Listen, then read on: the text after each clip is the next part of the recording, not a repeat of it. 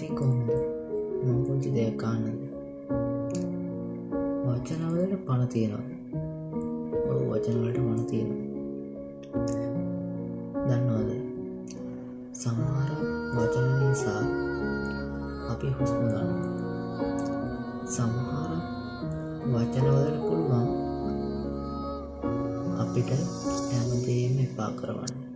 ඒත් සමහර වචන වලට පුළුවන් මිනිස්සුන්ට අලුත් බලාපොරොත්තු, අලුත් වටිනාකම්, අලුත් මුණ ගැනීම.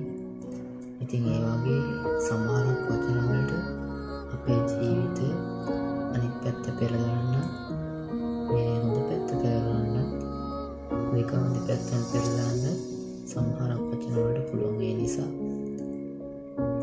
ඔයාගේ ජීවිතේ මොන පැත්තට පෙරළුණත් සාර්ථකව, සාධාරණව ඉස්සරහට යන්න. එතකොට තමයි සාර්ථකව අපිට මොන බලාපොරොත්තු ඉෂ්ට කරගන්න සහ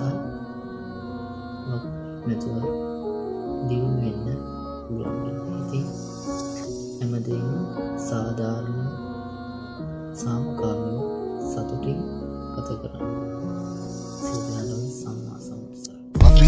Body